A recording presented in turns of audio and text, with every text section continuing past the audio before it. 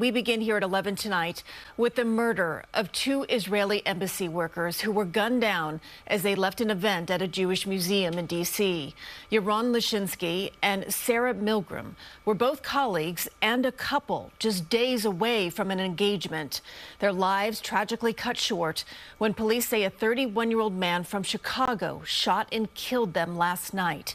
He has now been charged with 5 felonies, including murder of foreign officials. This attack has New York on alert, with the NYPD stepping up security at synagogues and temples. We have team coverage. Bauman has more on reaction here in the city. Let's begin here in studio with Dick Brennan with the latest on the developments of the shooting. Dick. Christine, this is being investigated as a hate crime and an act of terror. The suspect from Chicago surrendered to police and is now charged with first-degree murder in the killings of that young couple soon to be engaged. The suspected gunman, 31-year-old Elias Rodriguez, shouting what could be an alleged motive. Police say Rodriguez was seen pacing outside the building before pulling out a handgun and shooting 30-year-old Israeli citizen Yaron Lischinsky and 26-year-old Sarah Milgrim of Kansas. The suspect even firing again as Milgrim tried to crawl away. Witnesses say the suspect entered the Capitol Jewish Museum after the shooting, and some inside became suspicious. I'm talking to him and I'm like, do you know where you are? And there was like a pause and I was like, you're at a Jewish museum. And immediately he took like 10 steps back and started screaming, I did it, I did it. Katie Kalischer shot the video of the arrest. He reaches into his bag and he pulls out a keffiyeh and he says, I did it for Gaza. Police say the couple was gunned down, leaving an event at the museum, which attendees say included a discussion about helping getting aid into Gaza. The Israeli Foreign Ministry says Lischinsky and Milgrim were embassy staff workers, soon to be married. Yaron bought an engagement ring this week.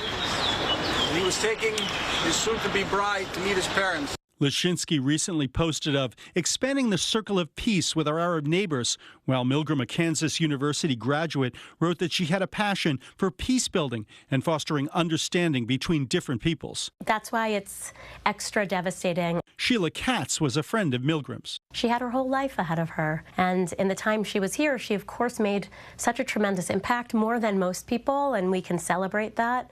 But it's devastating to think that just because she was at a Jewish event, at a Jewish space, that everything about that got cut short.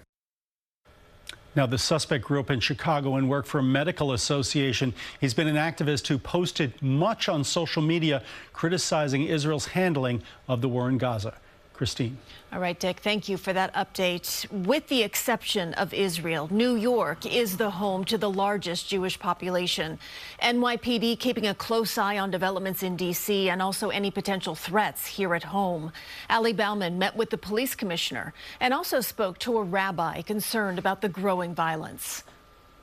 Added police patrols are outside synagogues across New York City after Wednesday's deadly attack on an American Jewish Committee event in Washington, D.C. Fear is not the answer.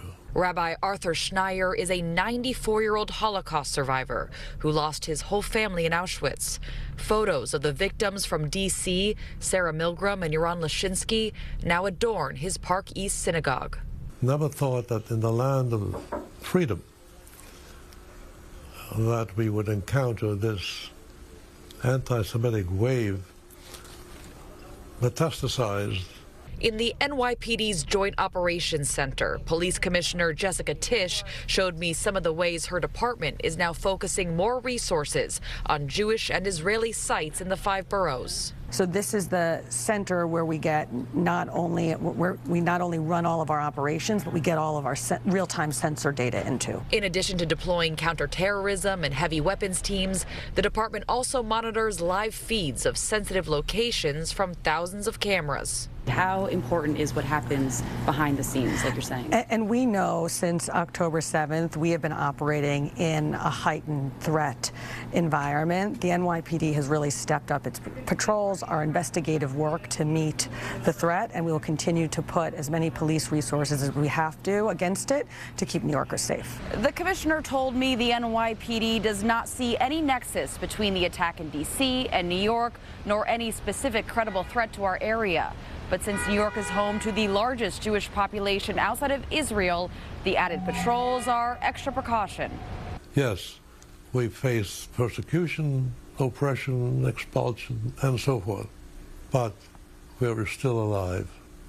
And that is the remarkable phenomenon of Jewish survival and resilience. Bauman, CBS News, New York. Stay with CBS News New York for the latest on the investigation in D.C. We will bring you any updates on air and online at cbsnewyork.com.